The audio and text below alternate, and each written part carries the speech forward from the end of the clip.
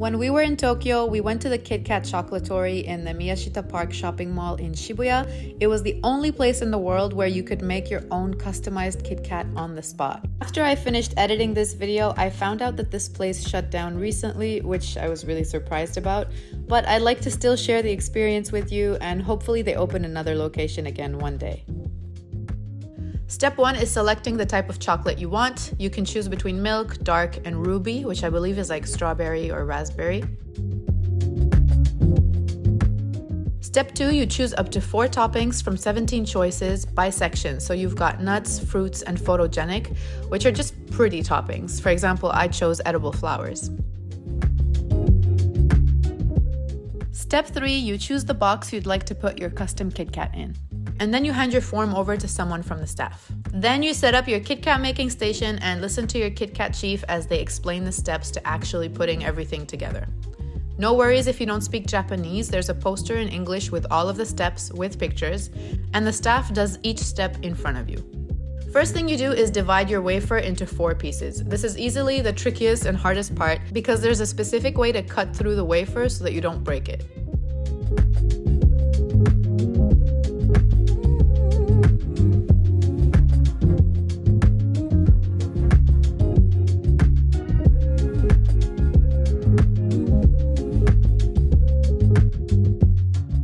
Then you cut up your toppings how you like. I chose dried strawberries, dried raspberries, edible flowers, and pistachios. Alex did pineapple, dried raspberries, coconut shreds, and hazelnuts.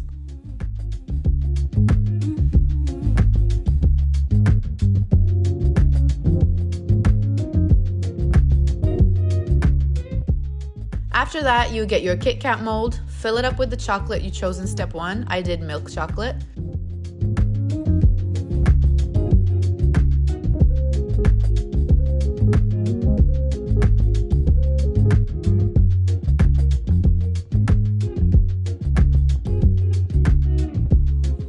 You press your wafers in until they're covered, and then you decorate with your toppings.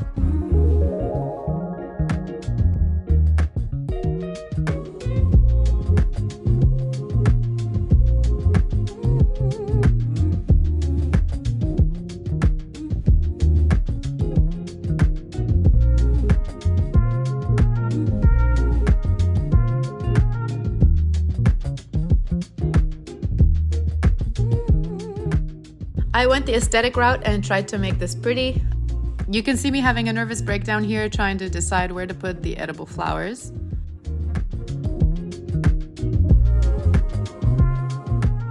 Alex went utilitarian and made sure to get a bite of each topping in each wafer. Do what makes you happy, it's your KitKat.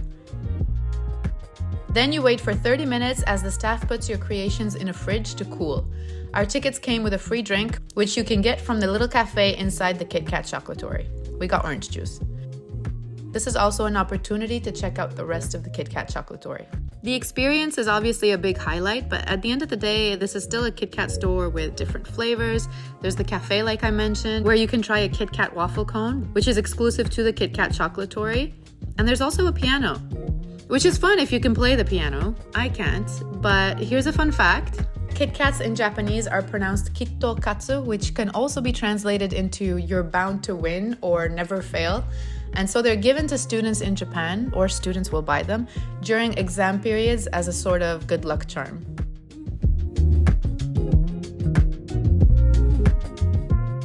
When it's ready, the staff will show you your finished KitKat, package it, and you'll be on your way.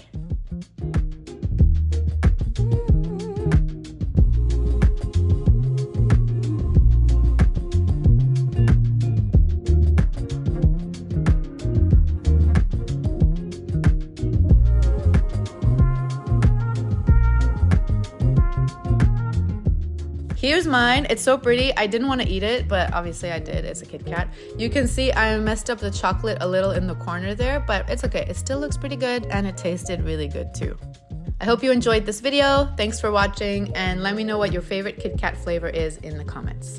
Bye!